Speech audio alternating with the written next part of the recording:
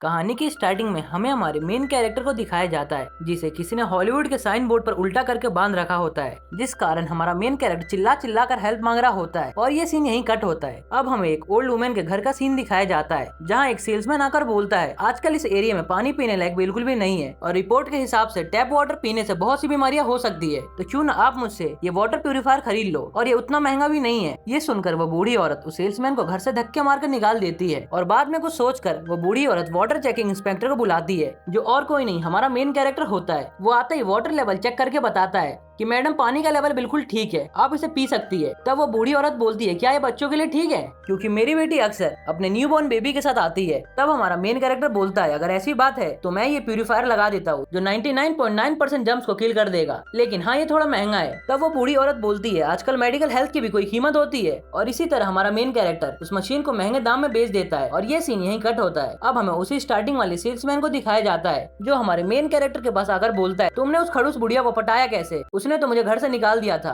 तुम तो कमाल की हो एदामुरा। यहाँ हमें पता चलता है हमारे मेन कैरेक्टर का नाम एदामुरा है और ये दोनों एक साथ मिलकर छोटे मोटे स्कैम करते हैं। तभी एदामुरा एक मिस्ट्री मशीन से बॉल खरीदता है जिसमें एक सामुराई की स्टैचू होती है, जिसे देखकर एदामुरा बोलता है तुम इसे देख रहे हो, ये हिदोयाशी तोयातामी, ये मेरे लिए एक इशारा है कि मैं इस दुनिया को बदल दूंगा जैसे कि सामुराई ने किया था। और अब ये सीन यहीं कट होता है। अब हमें एदामुरा और उसके पार्टनर को एक शॉप पर दिखाया जाता है जहाँ वो एक फॉरेनर के साथ स्कैम करने की सोचते हैं। तब एदामुरा उस वॉलेट को एक अंग्रेज के पास ले जाते हुए बोलता है हेलो मिस्टर, क्या आपका है, लगता है आपने इसे गिरा दिया, आप इसमें अपना कैश चेक कर ले। तभी एदामुरा का पार्टनर वहाँ आते हुए कहता है एक मिनट, ये तो मेरा वॉलेट है, मैंने इसे गिरा दिया था। एदामुरा ये सुनकर वो वॉलेट उससे ले लेता है। तब उसका पार्टनर बोलता है ये तुम क्या कर रहे हो, ये मेरा वॉलेट है और इसे वापस करो। तब एदामुरा बोलता है नहीं, मैं इसे पुलिस को देने जा रहा हूँ। तब उसका पार्टनर बोलता है अच्छा तो तुम्हें इनाम चाहिए, फिर वो उसे कुछ पैसे निकाल कर देता है। तभी वो फॉरेनर अपने ड्रिंक खत्म करने के बाद एक मोटी रकम निकालते हुए एदामारू को कहता है ये मेरा ही वॉलेट है और ये मेरी तरफ से एक छोटा सा थैंक्स मनी। वो पैसे लेने के बाद एदामुरा उस फॉरेनर को उसका वॉलेट दे देता है, जिससे वो फॉरेनर एदामुरा के गले मिलकर वहाँ से चले जाता है। अब हम देखते हैं कि एदामुरा के पॉकेट में सेम वैसा ही एक और वॉलेट होता है। इसका मतलब एदामुरा ने उस वॉलेट को फेक वॉलेट से बदल दिया होता है। और अब हमें एदामुरा उसके पार्टनर को दिखाया जाता है जहाँ वो एदामुरा से कहता है काश मैं भी तुम्हारी तरह इंग्लिश में फ्लुएंट होता, तब तो मुझे कभी पैसों की दिक्कत होती ही नहीं। इधर हम देखते हैं एदामुरा को मिस्ट्री बॉल से निकली सामुराई कलेक्ट करना अच्छा लगता है और उसने बहुत से स्टैचूज को जमा कर रखा होता है। तब उसका पार्टनर बोलता है चलो उन पैसों को बांट ले। फिर वो उस वॉलेट को निकालता है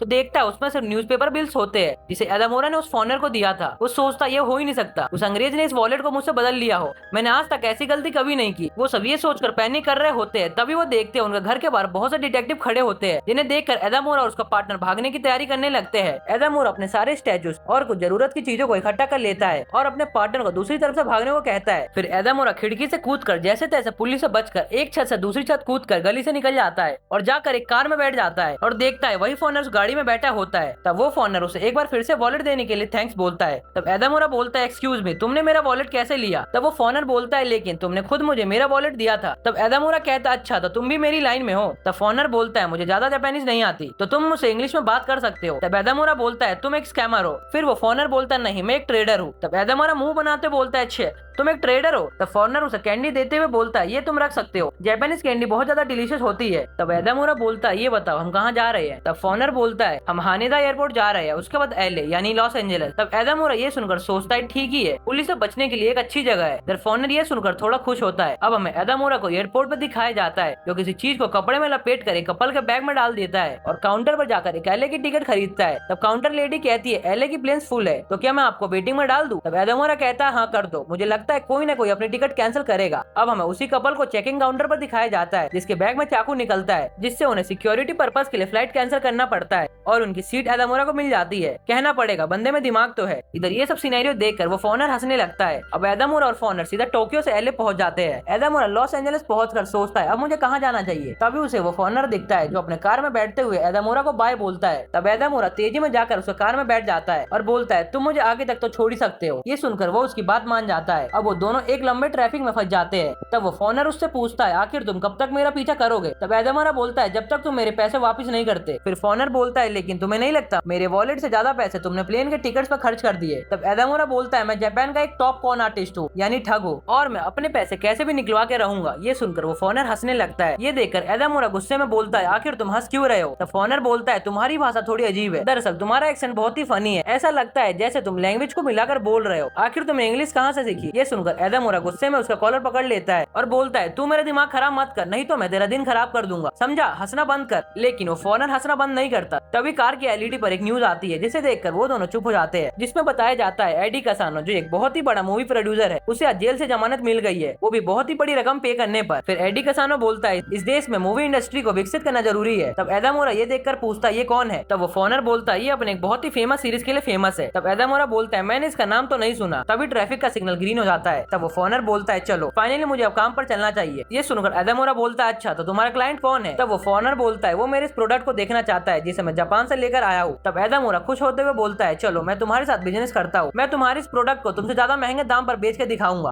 ये सुनकर फॉनर बोलता है, ठीक है, अगर तुमने ऐसा कर दिया तो मैं तुम्हें तुम्हारे 3 लाख येन वापस कर दूंगा। फिर एदामोरा बोलता है, नहीं, साथ में तुम्हें मेरा असिस्टेंट बनना पड़ेगा। ये सुनकर वो फॉनर बोलता है, अच्छा तो ये बात है, मुझे चैलेंजेस पसंद है, लेकिन अगर मैं जीता तो तुम मेरे असिस्टेंट बनोगे। फिर एदामोरा बोलता है, ठीक है, मुझे शर्त मंजूर है। तो फॉनर बोलता है, क्लाइंट से मिलने से पहले मुझे तुम्हें तैयार करना होगा। अब हमें उन्हें शॉपिंग करते हुए दिखाया जाता है जहाँ वो कपड़े पहनकर रेडी होते हैं। तब वो फॉनर उससे पूछता है, वैसे तुमने अपना नाम नहीं बताया। मेरा नाम लॉरेंट है। तब एदामोरा बोलता है, मेरा नाम माकोटो एदामुरा है। अब हम एदामोरा को माकोटो बोलेंगे। ये सुनकर लॉरेंट उसके नाम को प्रोनाउंस नहीं कर पाता, इससे माकोटो गुस्सा हो जाता है। तब लॉरेंट कहता है, जापानीज नाम बहुत ही हार्ड होते हैं। अब उन्हें कैसल के बाहर दिखाया जाता है। कैसल को देखकर माकोटो कहता है, ये तो किसी माफिया का घर लग रहा है, और वो देखो कुछ माफिया वहाँ आ रहे हैं। तब लॉरेंट उसे शांत करते हुए कहता है, आज हम इन माफिया से डील करने आए हैं। तभी वो माफिया के लोग आकर उससे पूछते हैं, क्या काम है? तब लॉरेंट उससे फ्रेंडली वे में बात करते हुए गेट खोलने को कहता है। तब वो माफिया के बंदे उससे बोलते हैं, तू जो भी है मैं तुझे नहीं जानता, इसलिए जल्दी से यहाँ से फुट ले। तब लॉरेंट माकोटो को दिखाते हुए बोलता है, ये एक जापानीज साइंटिस्ट है जो बहुत ही तगड़ी चीज लेकर आया है, चलो दरवाजा खोल भी दो। फिर वो इधर उधर की बातें करके माफिया के लोगों को कन्विंस करने लगता है। वो सब सुनकर माफिया उन दोनों को अंदर जाने देते हैं। अंदर जाकर माकोटो देखता है, ये तो वही टीवी वाला बंदा है जो न्यूज पर था। तब लॉरेंट बोलता है, ये मूवी प्रोड्यूसर बस नाम का है, रियल में एक हॉलीवुड का माफिया है।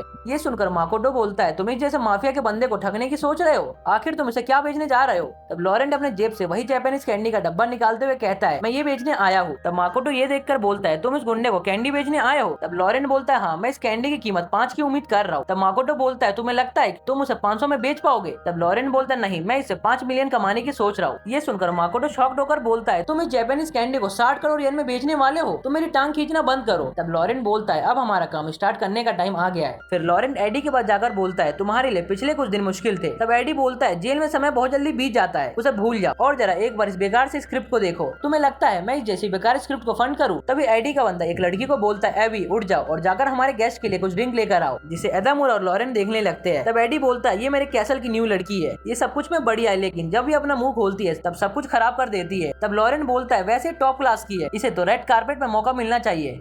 तब एडी बोलता है, इसकी यही तो दिक्कत है, इसे इंग्लिश भी नहीं आती और ये किसी से भी बात नहीं करती, लगता है मुझे इसे कुछ लैंग्वेज क्लासेस और डांस क्लासेस करवानी पड़ेगी। तभी माकोटो एडी से नर्वस होकर बोलता है, आपसे मिलकर अच्छा लगा। तब लॉरेंट बोलता है, इसकी इंग्लिश दिन पर दिन अच्छी होती जा रही है। तब एडी उसे देखकर बोलता है, ये देखने में कुछ ज्यादा यंग लगता है। तब लॉरेंट बोलता है, हाँ, बहुत से लोग इसे हाई स्कूल स्टूडेंट भी कहते हैं। तब एडी बोलता है, अच्छा तो ये वही है जो इस प्रोडक्ट को बना सकता है? तब लॉरेंट बोलता है, ऑफ कोर्स एडी, ये वही है, जापान का जीनियस, क्या तुम इसका आईडी देखना चाहोगे? फिर वो एदामुरा के पॉकेट पे लगे पेन को निकालते हुए उसमें से एक व्हाइट पाउडर निकालता है। तब एडी बोलता है, मैं सबसे पहले प्रोडक्ट को देखना चाहूंगा। फिर लॉरेंट उस पाउडर को दिखाते हुए बोलता है, ये एक प्योर पाउडर है। तभी वहाँ एबी उन दोनों के लिए कोल्ड ड्रिंक लेकर आती है, जिसे देखकर एडी कहता है, एबी क्या तुम इसे ट्राई करना चाहोगी? तब एबी खुशी से बोलती है, हाँ जरूर। तब लॉरेंट बोलता है, 1 मिनट, ये प्योर है, इससे तुम्हें बहुत ही तगड़ा असर पड़ेगा, इसीलिए मैंने इसे प्रोसेस्ड करके रखा है। तब एडी बोलता है, प्रोसेस्ड कहाँ पर है? तब लॉरेंट अपने जेब से कैंडी निकालते हुए कहता है, ये रहा, और वो एबी को एक कैंडी खिला देता है जिसे एबी टॉफी की तरह खा रही होती है। ये देखकर एडी बोलता है, मुझे नहीं लगता मेरे क्लाइंट इतनी सी कैंडी के लिए पैसे देंगे। तभी अचानक से एबी हंसने लगती है और वो पागलों की तरह इधर से उधर कूदने लगती है। ऐसा लग रहा था जैसे उसे कोई मिर्गी का दौरा आ चुका है। ये सब देखकर वहाँ की बाकी लड़कियां भी हैरान होती है। फिर एबी अचानक से कूदकर स्विमिंग पूल में लेट जाती है और एक अलग ही दुनिया में खो जाती है। तब लॉरेंट बोलता है, ये रही कैंडी जिसे हमने जापान के बेस्ट लैब में तैयार किया है और ये अब तक का सबसे मॉडर्न ड्रग है, इसे कहते हैं मैजिक यानी साकुरा मैजिक। इधर एडी और माकोटो ये सब देखकर हैरान होते हैं। तब लॉरेंट बोलता है, जैसा कि तुम इस कैंडी के काम को देख सकते हो, इसलिए ये थोड़ा कॉस्टली होगा, इसका एक बॉक्स प्रिपेयर करने में $10,000 लगते हैं और हमारे साइंटिस्ट माकोटो की फीस और बाकी का कन्वीनियंस चार्ज मिलाकर ये तुम्हें टोटल $5 मिलियन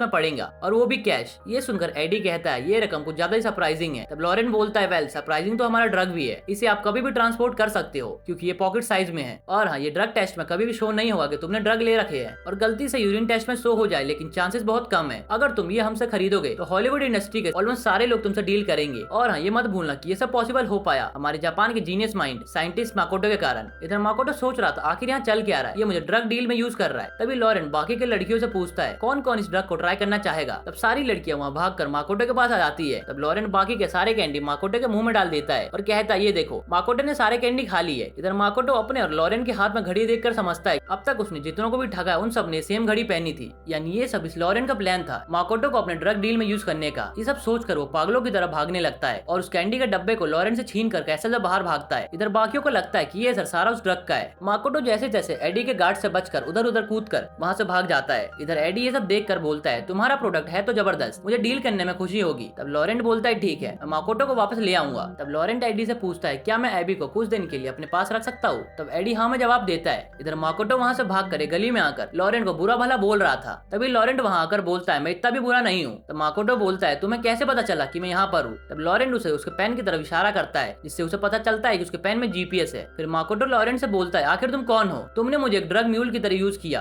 और कहता है मुझसे दूर रहना, मैं कराटे में ब्लैक बेल्ट हूँ। फिर वो लॉरेंट को मारने के लिए आगे बढ़ता है। तब लॉरेंट साइड हट जाता है जिससे माकोटो गिरने वाला होता है। तभी वहाँ एबी आते हुए उसे जोर का किक मारती है। अब हमें दिखाया जाता है स्टार्टिंग से लेकर एंड तक सब कुछ प्लान था। लॉरेंट ने माकोटो को अपने साथ काम करने के लिए मजबूर किया था। इधर जितने भी पुलिस वाले थे वो सब नकली थे और वो पैसों की खुशी में पार्टी कर रहे थे। इवन जिस घर में माकोटो ने प्यूरीफायर लगाया था वो बुढ़िया भी लॉरेंट की पार्टनर थी और उस घर की मालकिन को योरी थी। अब हमें एपिसोड की स्टार्टिंग का सीन दिखाया जाता है जहाँ लॉरेंट और एबी ने माकोटो को हॉलीवुड के साइन बोर्ड पर उल्टा लटका कर रखा होता है और माकोटो बस उनसे हेल्प मांग रहा होता है। तब लॉरेंट कहता है इम्प्रेसिव, तुम्हारी इंग्लिश तो और भी अच्छी हो गई। तब माकोटो कहता है प्लीज मुझे नीचे उतारो, मैं तुम्हारा काम करने के लिए तैयार हूँ।